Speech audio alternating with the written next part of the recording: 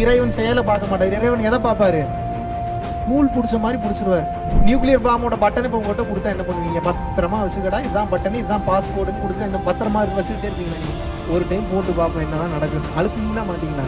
இந்த மனசை பக்குவப்படுத்துறதுக்கு தான் சொல்றேன், மற்றவர்களுக்கு உதவி செய்யுங்க. இந்த மனசை பக்குவப்படுத்தி இறைநிலையை அடைவதற்காகத்தான் இங்கே இத்தனை கூத்தும் போய்கிட்டு இருக்கு. புரியுதா புரியலையா?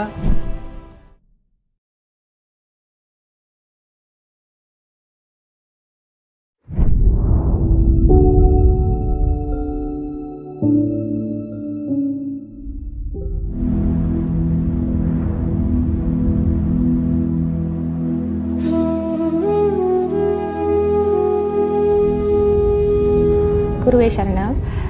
இந்த ட்ரிப் எப்படின்னா, நான் என் லைஃப்லேயே வந்து ஒரு வாட்டிக்கு ஒரு யாத்திரான்னு போனதில்லை, ஃபேமிலி விட்டுட்டு எங்கேயுமே போனதில்லை. That means I just travel with my family. First time in my life I am going through without my family. N family கூட இல்லாத நான் போகிறது இதான் முத ஒரு வாட்டி. வரப்போ பயமாக அப்படிலாம் இல்லை, எனக்கு வந்து இது வந்து ஒரு பிளாங்காக தான் வந்தேன். Just go experience and come back. என்னை கேட்டால் இது சக்ஸஸ் வந்து 100% அந்த வாலண்டியர்ஸுங்க, மகாவிஷ்ணு இவங்க தான் அதை சக்ஸஸ் பண்ணாங்க. என்னோட எக்ஸ்பீரியன்ஸ் சொல்கிறதுன்னா, இட்ஸ் லைக் எல்லாருமே அவங்கவுங்க வந்தால் தான் அதை எக்ஸ்பீரியன்ஸ் பண்ண முடியும். என்னோடய எக்ஸ்பீரியன்ஸ் வந்து லைக் பிகாஸ் த ஃபர்ஸ்ட் டைம்னால எனக்கு அந்த வார்த்தைங்க இல்லை எப்படி சொல்கிறதுன்னு. இது நீங்கள் அவங்களோட எக்ஸ்பீரியன்ஸ் இஸ் தியார்ஸ். குருவே சரணம். இந்த உலகத்தில் நிரந்தரமில்லாத பொருளை தேடி ஓடி உங்களது உயிர் சக்தியை வீணாக்கி கொண்டிருக்கின்றீர்கள். பாடி விட்டு மறுபடியும் ஆன்மாவை வெளியே வரும்போது தான் தொட்டு பார்ப்பீங்க, தொட முடியாது. ஓ நான் இது இல்லை போல, நான் இதுதான்றது அப்பதான் உங்களுக்கு தெரியும். நான் உடல் அல்ல, நான் ஆன்மா தான் போலன்றது புரியும். பட் பிரச்சனை என்னன்னா, கர்மா இன்னும் சேர்ந்து இருக்கிறதுனால முடிக்கிற வரைக்கும் யூனிவர்சல் லா படி இந்த பூமியை விட்டு நீங்க தப்பிச்சு போக முடியாது, மாட்டிப்பீங்க மறுபடியும் இங்கேயே. மறுபடியும் அந்த கர்மாவை கழிக்கணும்னா பாடி வேணும். அப்ப என்ன பண்ணுவீங்கன்னா, ஒவ்வொரு பாடிக்குள்ளேயா நுழைஞ்சு, இப்ப இங்க நிறைய சுத்திட்டு இருக்கு, உங்க கண்ணுக்கு தெரியல, நிறைய ஆன்மாக்கள் சுத்திட்டு இருக்கு. எப்படா கோயிலுக்குள்ள வரும்லாம் கேட்காதீங்க, கோயிலுக்குள்ள வரக்கூடிய ஆன்மாக்களும் இருக்கு, நிறைய இருக்கு. உங்க உடம்ப பயன்படுத்த ட்ரை பண்ணிக்கிட்டே இருக்கு. ஏன்னா அதுக்கு தெரியும் நம்ம மாட்டிக்கிட்டோன்றது வெளியே போனதுக்கு அப்புறம் தான் தெரியும். உடல் இருந்தா தான் மறுபடியும் நம்ம தப்பிக்க முடியும்னு தெரிஞ்சு உடலுக்குள்ள வர்றதுக்கு ட்ரை பண்ணிக்கிட்டே இருக்கும். பட் உங்களது ஆன்மா விழிப்பு நிலையில் சக்தியோடு இருக்கிறதுனால ப்ரொடெக்ட் பண்ணிக்கிட்டே இருக்கும். உங்களோட ஆன்மா உள்ள இருக்கிறதுனால மற்ற ஆன்மாக்கள் உள்ளே நுழைவதற்கு தடையாக ப்ரொடெக்ட் பண்ணிக்கிட்டே இருக்கும். எப்போ அடுத்த ஆன்மா உள்ள நுழையினா, உங்க ஆன்மாவோ அல்லது உங்கள் மனமோ வீக்கா இருந்ததுன்னா அது உள்ள நுழைஞ்சிரும். இதனாலதான் பேய் பிடிச்சிருச்சுன்றாங்க. அது பேய் பிடிக்கல, அந்த ஆன்மா பயன்படுத்திக்கிட்டு இருக்கு அந்த உடம்பை. ஏன் பயன்படுத்துது? அதோட ஆசைகளை அனுபவிப்பதற்காக உடலை தேடும். ஏன்? கர்மாவை கழிக்கணும்னா உடல் தேவை.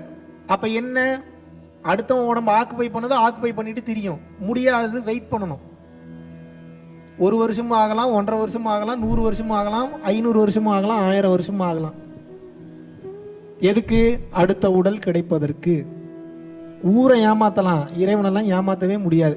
நூல் பிடிச்ச மாதிரி பிடிச்சிருவார். எங்க ஆரம்பிச்சீங்க, எதுக்கு இங்க வந்திருக்கீங்க, எங்கெங்க என்னென்ன சேட்டை எப்பப்ப பண்ணீங்கன்ற இது ஒரு வினாடி. நீங்க பிறந்ததுல இருந்து ஒவ்வொரு வினாடியா வாழ்ந்திருப்பீங்களா, அத்தனைக்கு ரெக்கார்டு இருக்கு அவர்கிட்ட. அவர்கிட்ட இல்ல, உங்களுக்குள்ளேயே இருக்கு. இல்ல அவர்கிட்ட வேற இருக்கணுமா? மொத்த ரெக்கார்டு உள்ளுக்குள்ள இருக்கு. எந்தெந்த வினாடியில என்னென்ன நினைச்சீங்க, எதை நினைச்சு அந்த செயலை செஞ்சீங்க, நல்லதுக்காக அதை செஞ்சு. மற்றவனுக்கு வேணா நீங்க ஒரு 100 ரூபா கொடுத்துட்டு நல்லா இருறா, நீ நல்லா இருக்கதாண்டா ஆசைன்னு வாய் சொல்லும். மனசு என்ன சொல்லும்? இவனுக்கு இன்னைக்கு இதை கொடுத்தா நாளைக்கு இவனை நம்ம கரெக்ட் பண்ணி வச்சுக்கலாம். எது சொல்லும்? இறைவன் செயலை பார்க்க மாட்டார். இறைவன் எதை பார்ப்பாரு? நூல் பிடிச்ச மாதிரி பிடிச்சிருவார். ஏண்டா எனவே ஏமாத்திரியா நீ? அவர் சர்வ வியாபி, சர்வ வல்லமை படைத்தவர். சர்வ வல்லமைனா என்ன? Supreme power.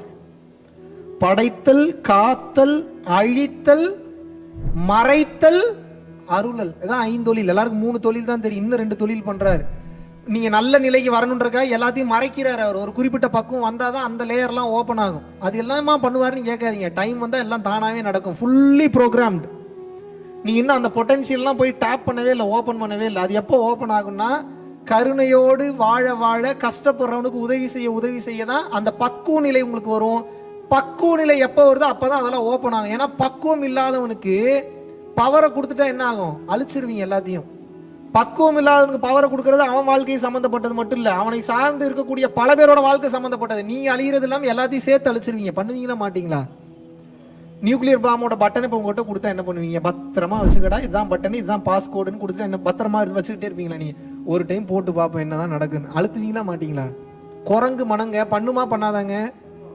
புரியுதா நான் சொல்றது? மனம் நிலையானது கிடையாது, மாறிக்கொண்டே இருக்கும். மனம் என்பது மாறிக்கொண்டே இருக்கும். இந்த மனசை நிலைநிறுத்தி பக்குவப்படுத்தி இறைநிலையை அடைவதற்காகத்தான் இங்கே இத்தனை கூத்தும் போய்கிட்டு இருக்கு. புரியுதா புரியலையா? இந்த மனசை பக்குவப்படுத்துறதுக்கு தான் சொல்றேன், மற்றவர்களுக்கு உதவி செய்யுங்க. நீங்க எவ்வளவு பெரிய கல்வி, எவ்வளவு பெரிய Oxford university, Cambridge university, Harvard யூனிவர்சிட்டியில படிச்சிருந்தாலும் கஷ்டப்படுறவனுக்கு உதவி செய்யணும்ன்ற மனசு வரலனா என்ன படிச்சு என்ன பிரயோஜனம்னு நான் கேட்குறேன்.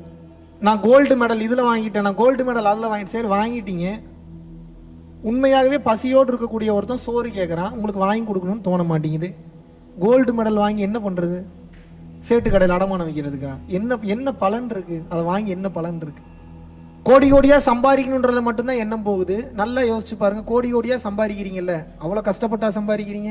ஆமான்னீங்கன்னா என் கேள்வி அடுத்து நான் ஒரு கேள்வி கேட்பேன். டெய்லியும் 25 கிலோமீட்டர் மலை ஏறி இறங்குறவனுக்கு மேலேயா நீங்கள் கஷ்டப்படுறீங்க? 3 வேளை சாப்பாட்டுக்கு டெய்லி 25 கிலோமீட்டர் ஏறுவான், 25 கிலோமீட்டர் இறங்குவான். அப்படியே தான் கஷ்டமான வேலை பார்க்குறீங்களா? அப்புறம் என்ன நம்ம பார்க்குற வேலைலாம் கஷ்டமான வேலை? அப்போ இறைவன் ஏன் உங்களுக்கு அந்த பொறுப்பு, அந்த பவரை ஏன் கொடுத்துருக்கிறாரு? உனக்கு நான் இந்த அறிவையும் இந்த பணத்தையும் கொடுத்தது உனக்காக மட்டும் இல்லை. நீ 4 இட்லி தான் சாப்பிட முடியும், கொஞ்சோண்டு கெட்டி சட்னி வச்சுக்கலாம், தொட்டு நக்கிக்கலாம், அவ்வளோதான். மீதி இருக்கிறத இன்னொருத்தனுக்கு கொடுத்து உதவி பண்ணு.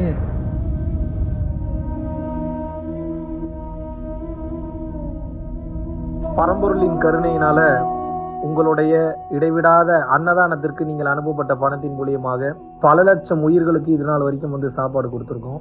ஸோ கொரோனாலேருந்து ஆரம்பித்து ஒரு நாள் கூட விடாமல் பல உயிர்களுக்கு வஸ்திர தானங்களாக இருக்கட்டும், படிக்க முடியாதவங்களுக்கு கல்வித்தொகை கட்ட முடிய விஷயங்களாக இருக்கட்டும், இல்லை ஸ்போர்ட்ஸ் ரீதியாக விளையாடக்கூடிய நல்ல மாணவர்களை அனுப்பி வைக்கக்கூடிய விஷயங்களாக இருக்கட்டும், அதை தொடர்ந்து வந்து பார்த்தீங்கன்னா ரெகுலராக மந்த்லி பேசிஸில் ஏழை குழந்தைகளுக்கு க்ரோசரிஸ் கொடுக்கறதாக இருக்கட்டும், இல்லை அவங்களுக்கு வந்து பார்த்தீங்கன்னா சேம் அவங்க விருப்பப்படுறவங்களுக்கு வீட்டு துணிமணிகள், வீட்டுக்கு தேவைப்படக்கூடிய மற்ற பொருட்கள் வாங்கி கொடுக்கறதாக இருக்கட்டும், எல்லா உதவிகளும் வந்து பார்த்தீங்கன்னா உங்களோட உதவினால தான் போயிட்டு இருக்கு.